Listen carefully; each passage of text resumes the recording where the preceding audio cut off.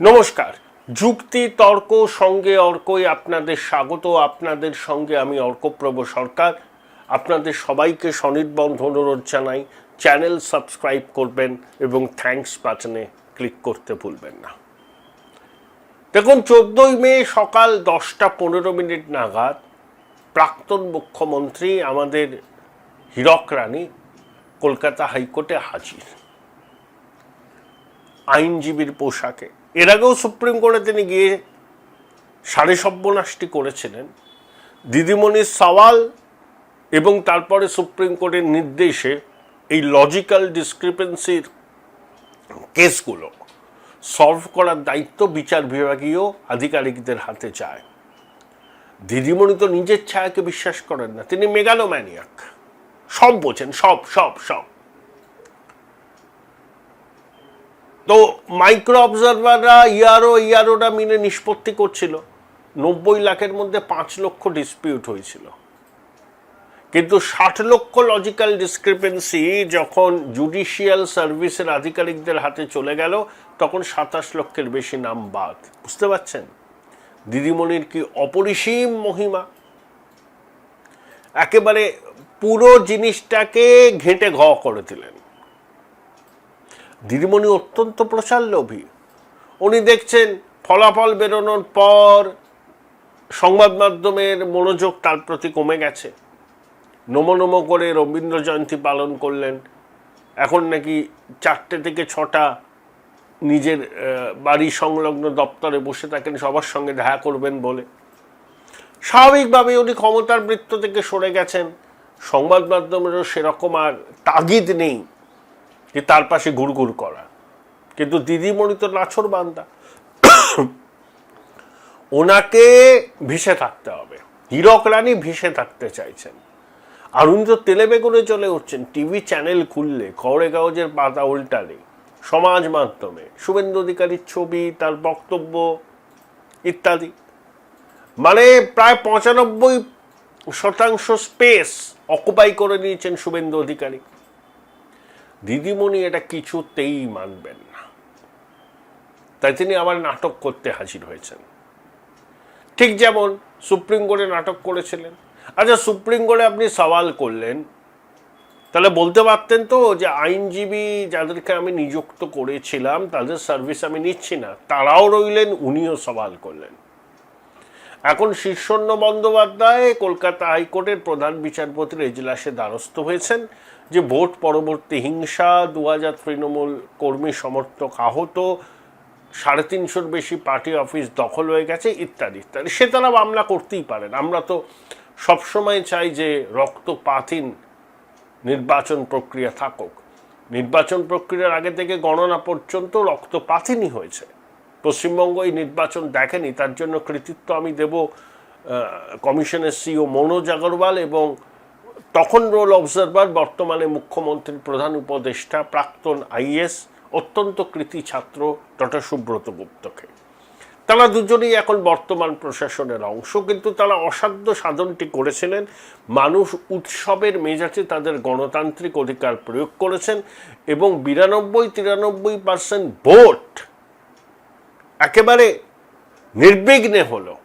কেউ ট্যাফও করতে পারল না, কোনো দুষ্কৃতির চোখ রাঙানি সহ্য করতে হলো না। ফলতাতে চোখ রাঙিয়েছিল, কমিশন নির্বাচনটাই বাতিল করেছে। এবার দেখবেন কি সুন্দর নির্বাচন হবে, জনগণের প্রকৃত রায় প্রতিফলিত হবে ইভিএমে। কিন্তু ভোট পরবর্তী বিক্ষিপ্ত কয়েকটা ঘটনা ঘটেছে। সেখানে শুধু তৃণমূল আক্রান্ত হয়েছে তা নয়, বিজেপিও আক্রান্ত হয়েছে, তারা ক্ষমতায় থাকা সত্ত্বেও। এই যে দিলীপ মণ্ডল, সে তো হুমকি দিয়েছে বিজেপিকে।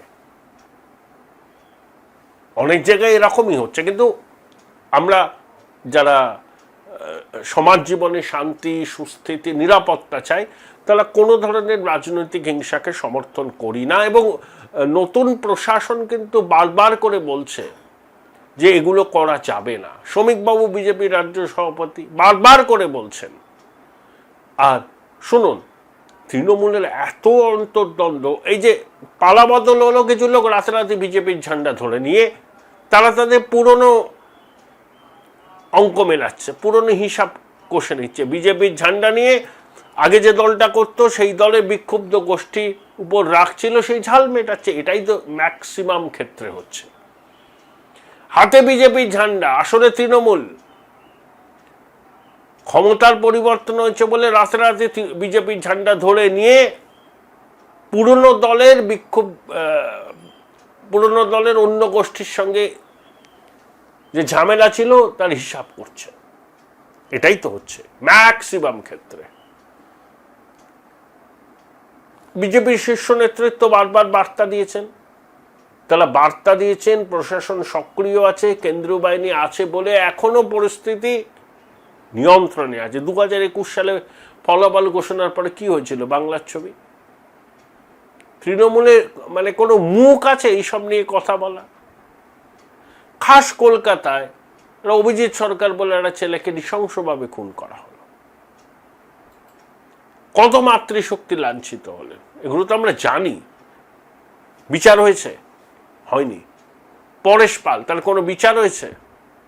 ফুলবাগান থানার একটা ওসি ছিল, তার কোনো বিচার হয়েছে? এরকম অনেক ঘটনা আছে। আসলে দিদিমণি স্ক্রিন শেয়ার করতে চাইছেন, কিন্তু তেলে বেগুনে জ্বলে উঠছেন। প্রথম কথা, ওনার ধারণাই ছিল না যে এভাবে ওনাকে 4 তলা, এই 14 তলা থেকে ঘাড় ধাক্কা দিয়ে পশ্চিমবঙ্গের জনতা তাড়িয়ে দেবে, ভাবতেই পারেননি। এই ভোটটা যে পশ্চিমবঙ্গের মানুষ কালীঘাট আর ক্যামাক স্ট্রিটের চুরি ডাকাতির সাম্রাজ্যের বিরুদ্ধে গণভোট ছিল, এটা দিদিমণি স্পিন ডক্টররা আন্দাজি করতে পারেনি। দিদিমণির পূর্বতন জমানায় যেভাবে তোষণকে শিল্পের পর্যায়ে নিয়ে যাওয়া হয়েছিল, বাঙালি হিন্দুরা ঐক্যবদ্ধ হয়ে তার প্রতিবাদ করেছে ইভিএম এর মাধ্যমে, তাই তো এই ফলাফল। দিদিমণি আঁচই করতে পারেননি, তার স্পিন ডক্টরসরা বুঝতেই পারেননি। নিজে হারলেন ভবানীপুরে, ডাকি সহ বিসর্জন হলো, দলটাই তো উঠে যাবে। 13ই মে বিধানসভায় তো দেখলাম প্রবীণ নেতা সমর মুখোপাধ্যায় শুভেন্দুবাবুর মাথায় হাত দিয়ে আশীর্বাদ করলেন, আকরুজ্জামান, নিয়ামত শেখ, আরো অনেকে, ইমানি বিশ্বাস শুভেন্দুবাবুকে শুভেচ্ছা জানালেন। অনেকে সমাজ মাধ্যমে পোস্ট করে শুভেন্দুবাবুকে শুভেচ্ছা জানিয়েছেন। সব তৃণমূলের নেতা, এরা তো বিধায়ক, আমি তো সাক্ষী, আমি তো ছিলাম বিধানসভায়। দিদিমণি এসব সহ্য করতে পারছে না। কি শুভেন্দু, সব লাইমলাইট শুভেন্দুর উপর, আমি আঙুল চুষবো? তাই 14ই মে 10টা 15 হাইকোর্টে চলে গেছেন আইনজীবী হিসাবে। ওই একটা অপটিক্স তৈরি করা, দেখো আমি আছি, আমাকে ভুলে যেও না। সংবাদ মাধ্যম প্লিজ আমার কাছেও এসো, আমি তো এখনো আছি, আমি তো অবসর নিইনি। Join Runux Institute of Hotel Management, New Town, offering guaranteed global placement in hotel, hospitality, aviation, hospital and culinary management. এইসব কারণের জন্যই গেছেন। হীরক রানী ভেসে থাকতে চাইছে, অন্তত মিডিয়ায়। তার রাজনৈতিক দলের কোনো অস্তিত্ব আগামী দেখবেন 6 মাস পরে কি অবস্থাটা দাঁড়ায়। তৃণমূল কংগ্রেসের কোনো ভবিষ্যৎ নেই পশ্চিমবঙ্গে। সেটা মমতা বন্দ্যোপাধ্যায় বিলক্ষণ জানেন, প্রকাশ করতে পারছেন। নির্বাচিত বিধায়করাও নানা রকম অ্যাভিনিউ খুঁজছেন, কিভাবে কি করা যায়। চুপ করে বসে আছেন। অনেকে কংগ্রেসে যোগ দেবেন, কারণ পশ্চিমবঙ্গের রাজনীতিটা আগামী দিনে না, এখানে আঞ্চলিক দল আর থাকবে না। বিজেপি সর্বভারতীয় দল, প্রতিপক্ষ হিসাবে উঠে আসবে কংগ্রেস। তৃণমূল কংগ্রেসের রাজনৈতিকভাবে বিসর্জন হয়ে গেছে। যেটুকু ঔপচারিকতা বাকি আছে সেটাও আগামী 6 মাসের মধ্যে হয়ে যাবে। তাই ডেসপারেট হীরক রানী ভেসে থাকতে চাইছেন টেলিভিশনের পর্দায়। একবার তাকে তো দেখাবে যে তিনি আদালত চত্বরে সওয়াল করছেন আইনজীবীর পোশাকে, দিলছড়া দূরত্বে বিধানসভা, মুখ্যমন্ত্রী আছেন, শপথ হচ্ছে। যদি টেলিভিশন চ্যানেল 2 উইন্ডো করে, ওটাই দিদিমণির লাভ, তাতেই তিনি আত্মসন্তুষ্ট হবেন। আমি ভেসে আছি টেলিভিশনের পর্দায়, খবরের কাগজে আমি ভেসে আছি। এইটুকু এনশিওর করার জন্যই 14ই মে 7 সকালে উকিলের পোশাক পরে কলকাতা হাইকোর্ট চত্বরে গিয়েছেন হীরক রানী। শুভেন্দু সঠিকভাবে বলেছেন, এইসব বিষয়ে গুরুত্ব দেওয়ার কোনো মানেই হয় না। তার সামনে প্রচুর চ্যালেঞ্জ, প্রচুর কাজ, সেসব নিয়েই তিনি ভাববেন। হীরক রানীর নাটকবাজি নিয়ে ভাবলে নতুন সরকারের পক্ষে কাজে মনোনিবেশ করা সম্ভব হবে না। বোলপুর শহরের কোলাহল থেকে মাত্র 20 মিনিট দূরেই রয়েছে এই সুন্দর রিসর্ট, যেখানে পেয়ে যাবে স্পেশিয়াস আর এস্থেটিক্যালি ডিজাইন রুম। তোমরা যারা গ্রুপে যাও তাদের জন্য আছে কমফোর্টেবল গ্রুপ স্টে অপশন, আর কাপলদের জন্য রয়েছে লাক্সারিয়াস সুইট রুম, তার উপর আবার ফ্ল্যাট 10% অফ। এখানে প্রকৃতির মাঝে তোমরা পেয়ে যাবে একটা সুন্দর সুইমিং পুল, ছোটদের জন্য প্লে এরিয়া আর একটা এস্থেটিক সেলফি কর্নার। প্রপার্টিটা পুরোটাই পেট ফ্রেন্ডলি, আর এখানে আছে অনেক কিউট ছোট ছোট র্যাবিটস। সকালের ব্রেকফাস্ট থেকে ডিনার পর্যন্ত পেয়ে যাবে একদম হোমলি কমফর্ট ফুড, যা এক কথায় অসাধারণ। বেঙ্গলি কুইজাইনের সাথে সাথে পেয়ে যাবে চাইনিজ আর নর্থ ইন্ডিয়ান অপশন। বিকেলে বনফায়ারের আলো, বন্ধুদের সাথে আড্ডা আর খোলা আকাশের নিচে গ্রাম বাংলার হাওয়া, পুরোটাই এক অপরূপ অনুভব। তাহলে বলো তোমরা কবে প্ল্যান করছো এই পিসফুল এসকেপটা? And don't forget to follow miss cupcake for more such travel updates.